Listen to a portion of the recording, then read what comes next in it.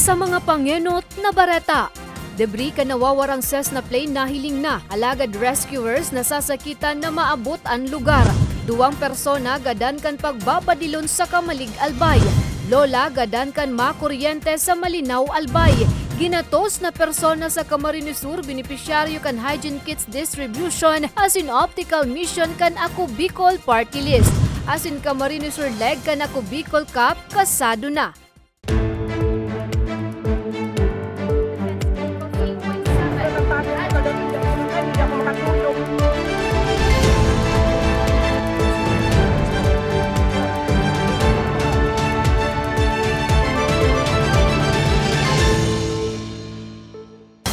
Maray na hapon, Lunes, Pebrero 20 taong 2023. Uninan mga baretang Tatak Bicol. Madadangugman ang mga baretang ini sa 88.7 Radyo Oragon Catanduanes sa 90.7 Radyo Oragon Legazpi.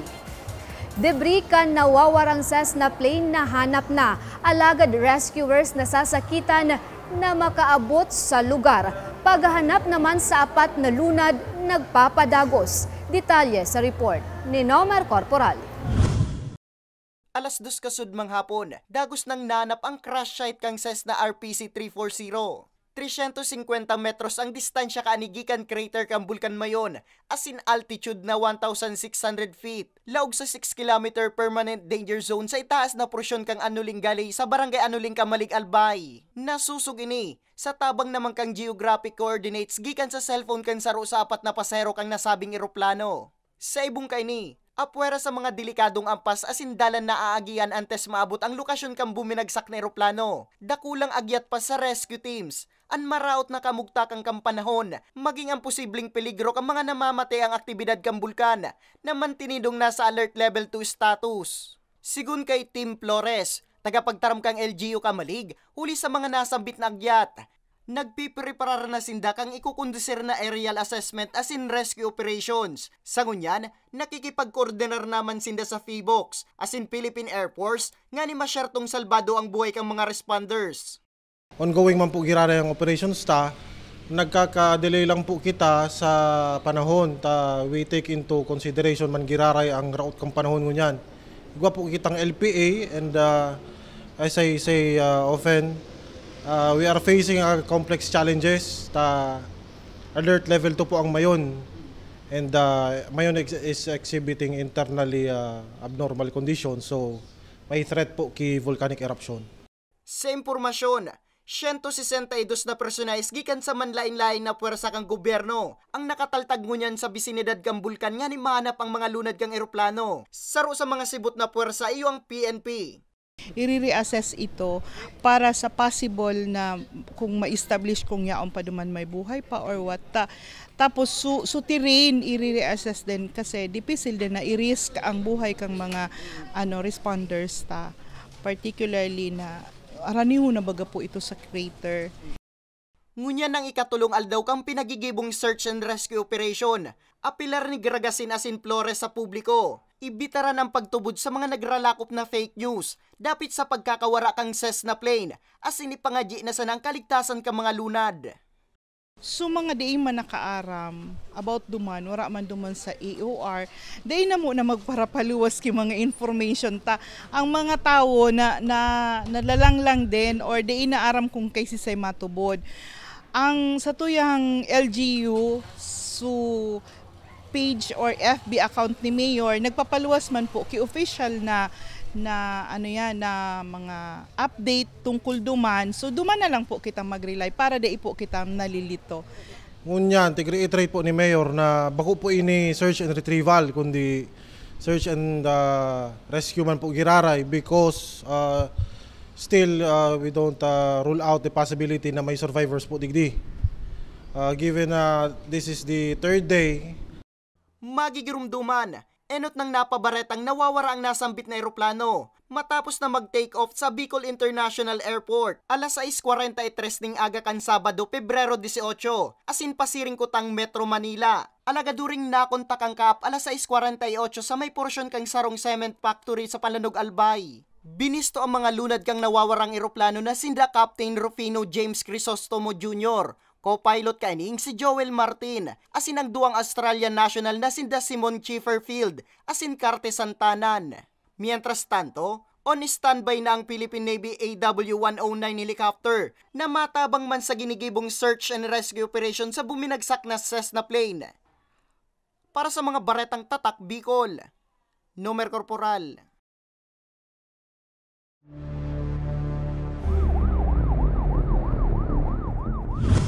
Lola gadan kan makuryente sa Malinaw, Albay.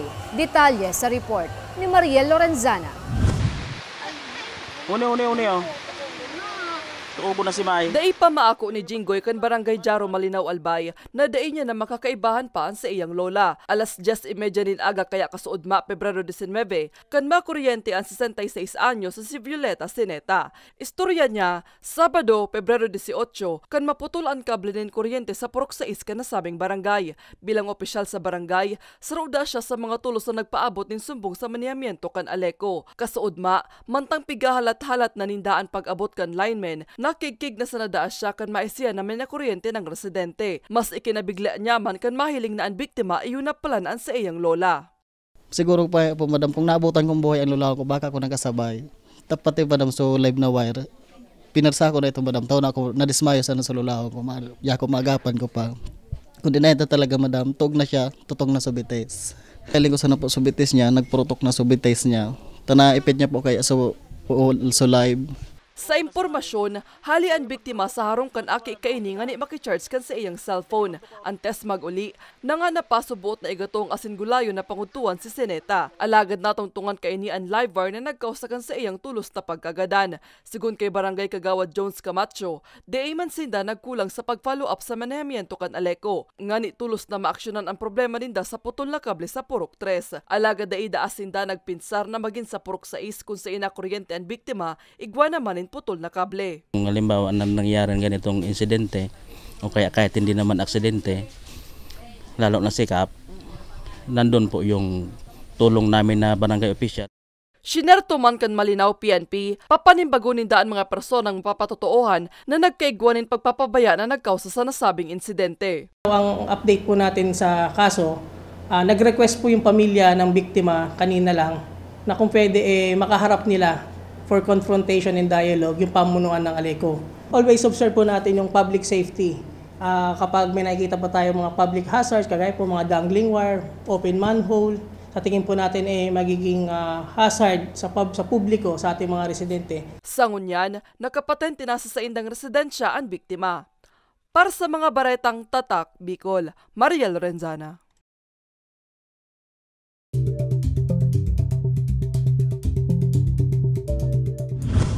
Maray nakamugtakan kan panahon, lauman ngunya na si Mana sigun sa pag-asa. Nagbabalik si Mariel Lorenzana. Masakit para sa 2 taon ng jeepney driver na si Tatay Sherwin kan Manito Albay. Ang paburo ba agong kamugtakan kan panahon na nagiging kausa sa pagruro daakan sa iyang hanap buhay. Hagad niya, lugod magduro-diretso na ang pagmaray kan panahon. Ngani dawa papaano maging maray naman ang sa iyang pagkayod.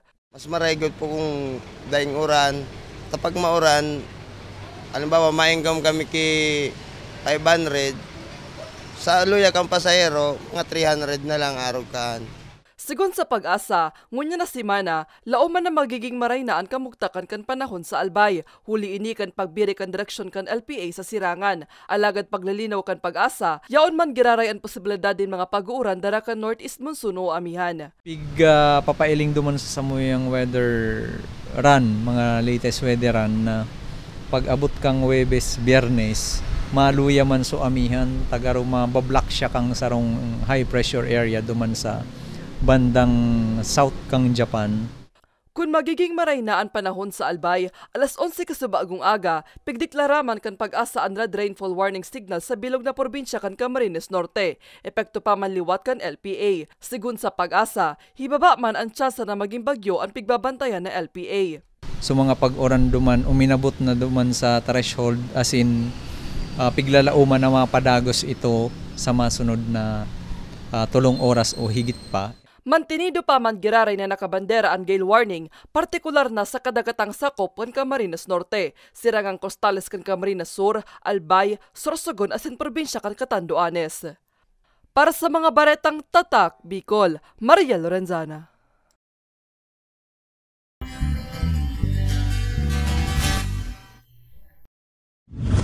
Ginatos na persona sa Camarines Sur benepisyaryo kan hygiene kits distribution as in optical mission kan Ako Bicol Party List.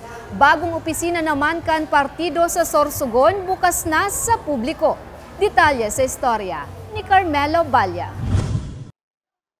Total na 523 na kaakian sa Kinder Sundo Grade 3 gikan Pamukid Elementary School sa San Fernando, Camarines Sur ang nakaresibe ng hygiene kits gikan sa Ako Bicol Party List. Para sa officer in charge kan eskwelahan na sa Estrella Marco, bentahin na igwang pigpapanaong hygiene kits para sa indang mga estudyante na epektibong lakdang ng CAD para sa pagmantinir kan mabaskog na salud kan kaakian. Ang samoyan dako lang pasasalamat na sa kadakol-dakol na eskwelahan digdi, kami ang napili, lalo na kami pa ang venue niyan. Sa totoo lang, nabigla kami na araw pa lang kayo ni kadakula ng activity ini. Akala may simple lang na distribution at pira lang na mga bagay ang itatao. Tapos pira lang ang nag-sponsor. Ito pala, dakulang activity. Pebrero 13 niya na bulan, kan puunan kan partido ang pananaunin hygiene kits sa siyam na pampublikong eskwelahan sa Albay.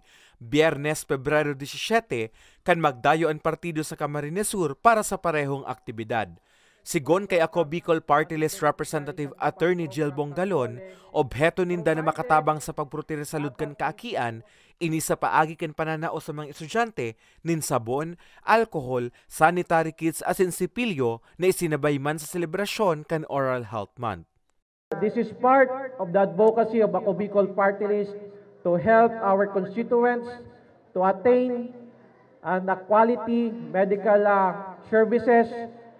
Apwera sa hygiene kits, nagkaigwaman in optical mission sa parehong barangay. Si Nanay Virginia, ug mananggad na naipahiling niya na sa espesyalista ang panlalabo kan sa iyang mga mata. Kaya labi na sa iyang pasasalamat sa partido asin sa mga nakatabang ni Maria Lizar ang aktibidad. Dakula mo pong pasalamat, araw kayo nakaiba man po kami. Lalo kami po nga mag-agom kaiba sa Sanglas. Sa kadakul-dakul na araw kayo buong Realbo, napili man kami mag-agom. Nakatuwang kan Ako Bicol Party List ang Integrated Philippines Association of Optometrists Incorporated o IPAO Camarines Sur Chapter. Siring man ang kapisan ng mga broadcaster ng Pilipinas Camarines Sur Chapter, Clean the World, True Children International Foundation, Red Cross asin lokal na gobyerno sa pangingenot ni Mayor Fermin Mabolo.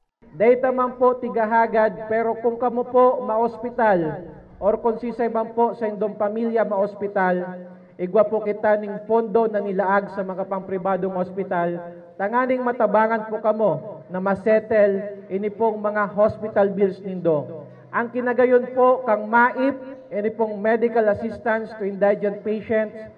Sanggatos na pamilya nakaresibi sa Zone 4 asin 6 sa barangay Panicuaso, Naga City nin hygiene kits. Mantang 10 pamilya man gikan sa parehong barangay ang natawanin solar light.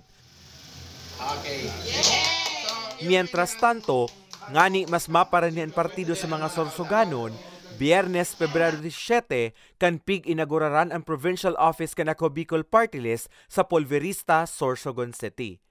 Maluway-luway, pinag-i-establishar ta ang magayon na opisina kan Ako Bicol, ang provincial office, together with our new rosters of coordinators in our province.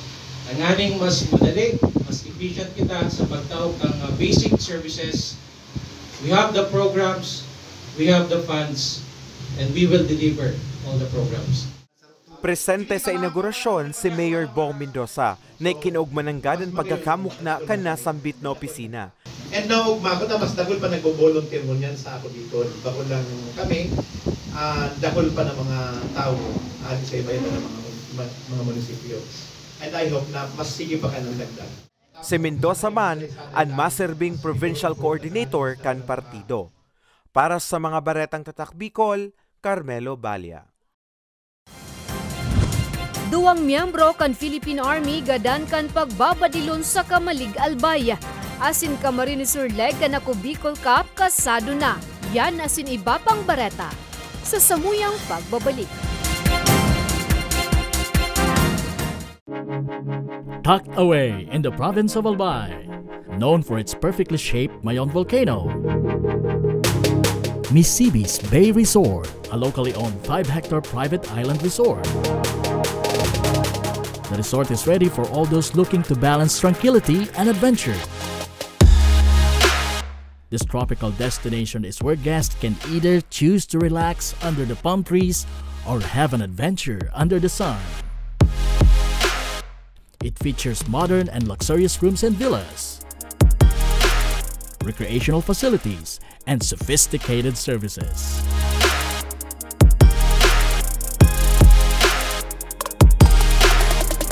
Come and experience Misibis Bay Resort, your tropical island getaway.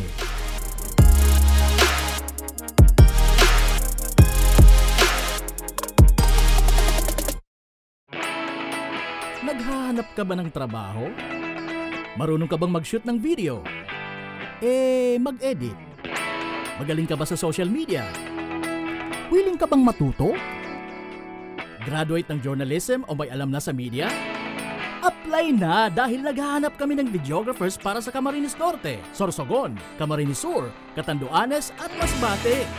Ipadala ang inyong resume sa actioncallcenter@gmail.com at maging pinakabagong miyembro ng aming team. Tara na! Apply na!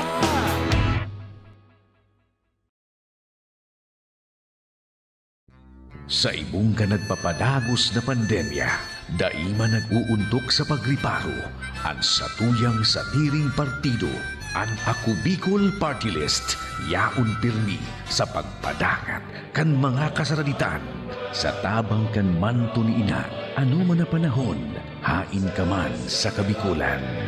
Viva la Virgen! Viva Nuestra Señora de Peña Francia!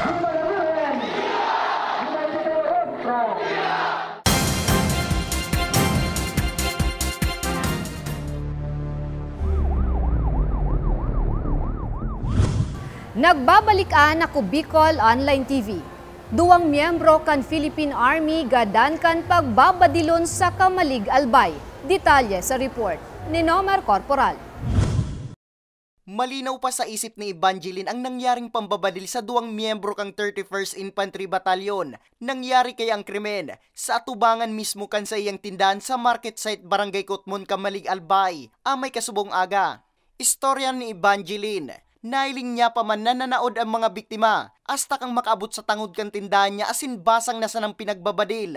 Dara kang sobrang takot. Dain niya naman daan natandaan ang itsura kan mga sospek. Huli ta tulos da siyang duminulag. Nailing ko, pinapuputokan. Lulag na ako. Di na ako ibang nailing.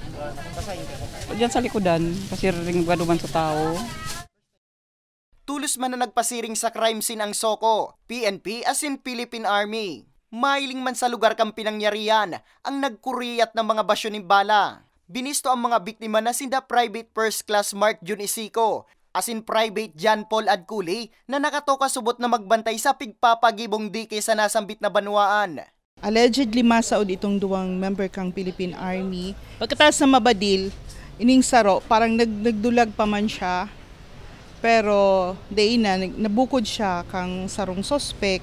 Tapos naulog na siya sa kanal, pigbadil pa man din giraray. Sa presente, blanco pa ang otoridad sa kung ano ang motibo asin pagkakabisto kang mga kagibo. Pigbadil sindaki, duwang unidentified armed, naka-short lang, tapos may mga halipot lang sa indang badil, allegedly. Ang suspect nagdulag, pasiring duman sa Barangay del Rosario. Nakatalaan man na ipapasa irarom ang duwang bangkay sa autopsiya. Para sa mga baretang tatak Bicol, Nomer Corporal. TV asin malilipot, kampiyon sa katatapos pa sa ng 1st District Congressional Meet 2023 na ginibukan weekend sa Albay. Detalye sa istorya ni Carmelo Balya.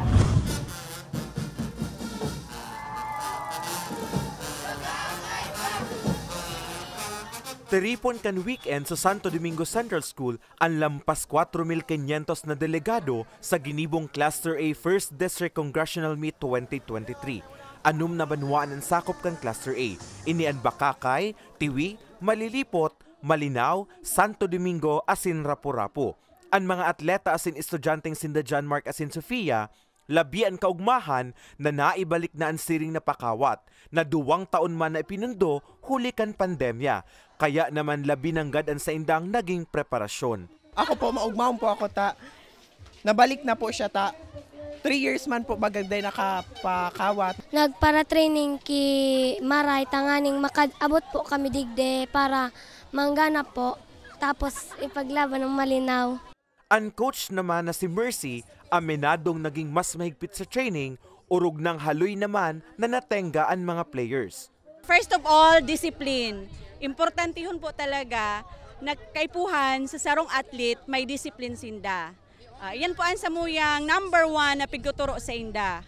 Host municipality ngunya na taon ang Rapu-Rapu. Sabi kan School Sports District Coordinator, dakulang angat ini para sa inda. Apwera kaya sa balyong dagat ang sa indang banwaan, iniman ang enot na pakawat matapos ang 2 taon man na suspensyon huli kan pandemya. 11 pa lang po kami digdi, nag-anticipate na po kami para po sa ground preparation para maging successful po itong event po na ito. So mga kasabi po yung mga teachers po, coaches, officiating officials to prepare kasi we are the host. So as the host, we anticipated the event para makaprepare po as early as possible. Sigon sa Public Schools District Supervisor, apwera sa obhetong luay-luhay ng naibalik sa normal ang mga aktibidad sa mga eskwelahan, obheto man kan aktibidad na makabilog ning team na magiging representante sa provincial meet, Bicol meet asin palarong pambansa. Itong pinakamagayon yan kasi for the very first time, ang elementary schools and secondary school nagkasararo na sararo na magkarawat digdi sa Santo Domingo, being ginibong venue ang Santo Domingo ng municipality of Rapu-Rapu. Labi man ang pagpapasalamat kan DepEd sa suporta kan mga LGU sa mga paroktukdo, coaches, mga magurang asin iba pang stakeholders. Ang isa ko yung dakulaw na mensahe na pag-una-una ko na ang pangarap namin na yung hali sa Santo Domingo makaabot duman sa palarong pambansa. It's not only for Santo Domingo but for the Cluster A. Na most of our athletes na maduman sa palarong pambansa is coming from the Cluster A. Sa hure, naiuli kan Tuwid District an overall champion sa primary school level, first runner-up ang Bakakay District na sinundan kan Malilipot District. Mantang sa secondary level, overall champion ang Malilipot District, first runner-up ang Tuwid District, as in second runner-up ang Bakakay District. Para sa mga baretang tatak Bicol, Carmelo Balya. Camarines Sur leg Kanaku Bicol Cup kasado na. Detalye sa istorya ni Carmelo Balya. Liwat na naman na magiging energetic as in exciting ang sports scene sa Bicol sa pagbabalik Kanako Bicol Cup. Kasuudma, nagtiripon ang mga players as in coaches kan teams na kabale sa Camarines Sur leg Kanako Bicol Cup.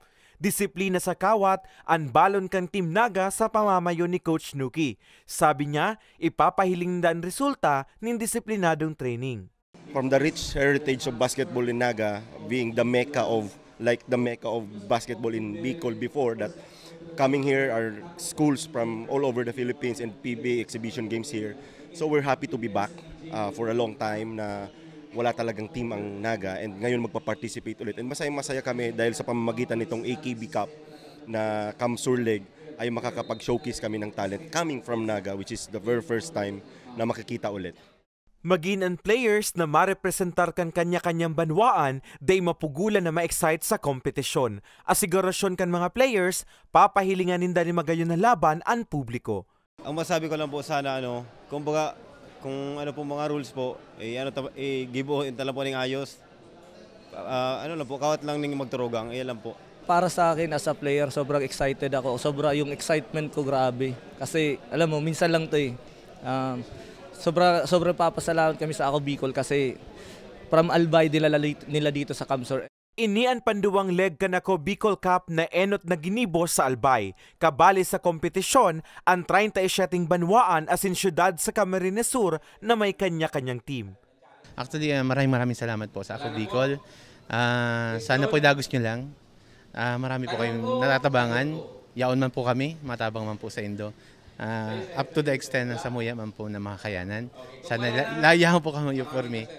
Sigon sa Ako Bicol Cup Organizing Committee, maawot nindang maging magayon ang dalagan kan pakawat na obheto kan pigkundusir na player and coaches orientation and briefing.